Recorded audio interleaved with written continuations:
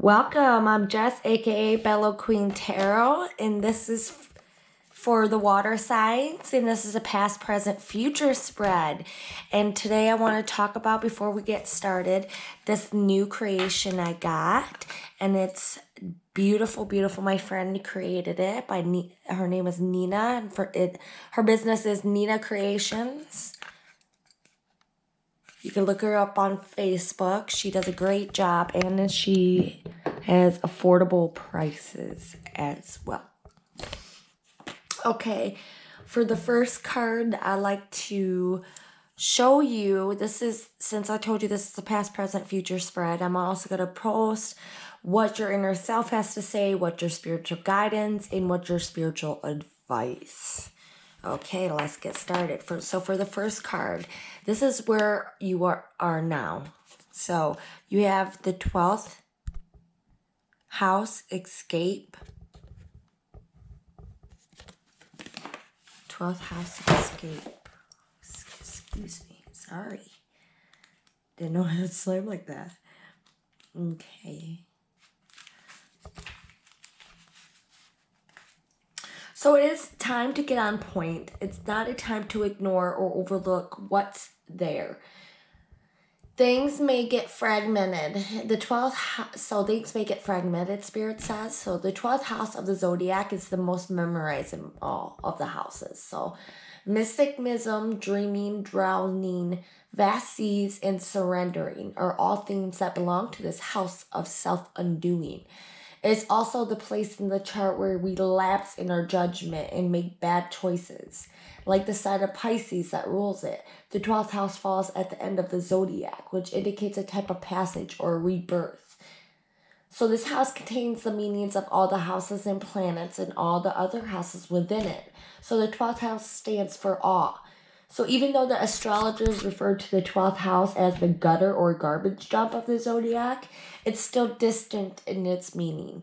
Involved souls in the doomed live here. With the 12th house, there are the highest of the highest and the lowest of the lows. Ruled by Neptune, the planet of confusion and drunkenness, prisoners, shut-ins, saints, artists, and mystics call this home. Imagination, linking up and connected to the unknown are all facts of the 12th house. It's where the material and non-physical worlds connect. It is both the beginning and the end. So the 12th house offers bliss, spiritual fulfillment, and the meeting up with twin flames. It promises of losing yourself in some beautiful other, but then it might be like trying to hold on to a cloud. So this house of poetry and oceans is enchantment. It is where we lie to ourselves as well. So this house also represents water, toxins, poisons, perfumes, candles, hidden chambers, secret desires, Christ consciousness, and martyrdom. So the 12th house tells us to forget about ourselves and live for others. But this may bring confusion and also parallel. So it is also fear and paranoia. So it is beauty and love. It teaches us to write poetry and understand the messages from the heaven spheres. So the 12th house inspires us to show great kindness. So when the 12th house card comes up in a reading, something is amiss. There is something about the situation you are unsure about, or at least at no privy to.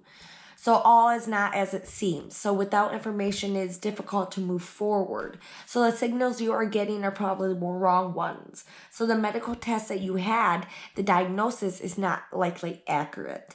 So what seems obvious right now is only a marriage or obscured vision, Spirit says.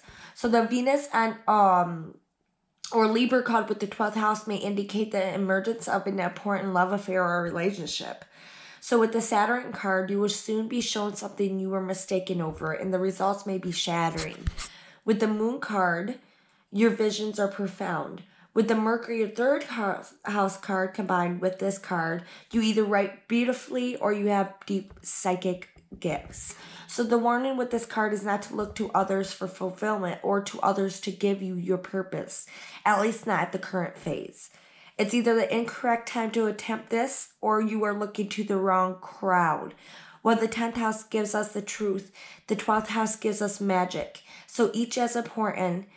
You cannot be all that is without the other. You take heed and search for clarity. Watch out for deception or at this time.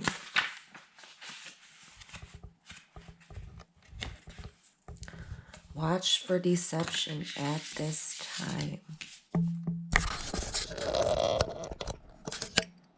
Wow. That's a good card. Okay. I hope you understand that. That is where you are now. That was your past. Well, in your past. Show me the cards I need to see. Show me the cards I need to see. You have Gemini, I think.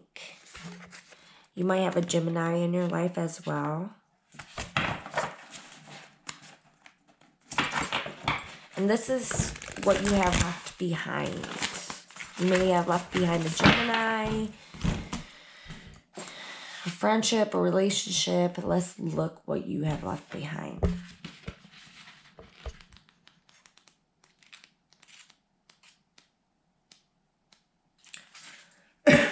Excuse me, let me have a drink of coffee.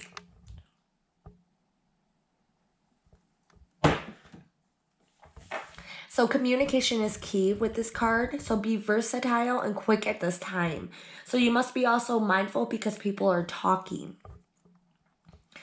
Gemini is a charming sign full of whimsy and fun and is ruled by the planet Mercury, named after the Roman god of wit and winged thoughts.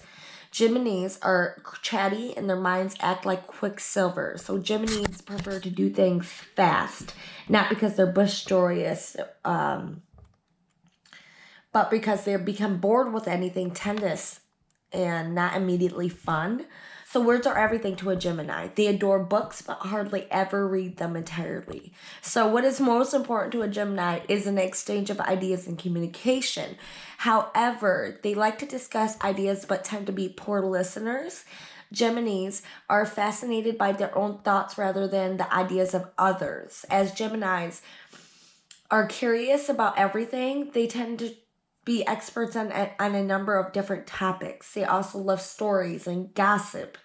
Those intelligent minds should always be fed, whether with gossipy tales or the most extravagant or physiological pursuits. They like both. So they usually have a small computer on their person to access social media and play games. So anyway, this twin sign is one of the smartest in the entire zodiac. However, Geminis tend to be insecure to the view, so change their opinions often. Geminis are not very patient, thus they not enjoy school that much, yet they thrive when studying something they are truly interested and invested in. Geminis have a fickle and dual nature. They change their minds on a whim. What is true for them today may not be tomorrow. They get distracted easily and are highly nervous and are more appropriate word is flighty, so attention disorders can crop up. A dual sign, many Geminis are left-handed or both-handed. You know, they can use both. Excuse me. Geminis are extremely deft at making things with their hands. So Gemini is a sign of the brain. They also are inventing, and also their eyes and the nervous system. Geminis have clear, bright eyes that dart around, and they have broad foreheads. They are forever youthful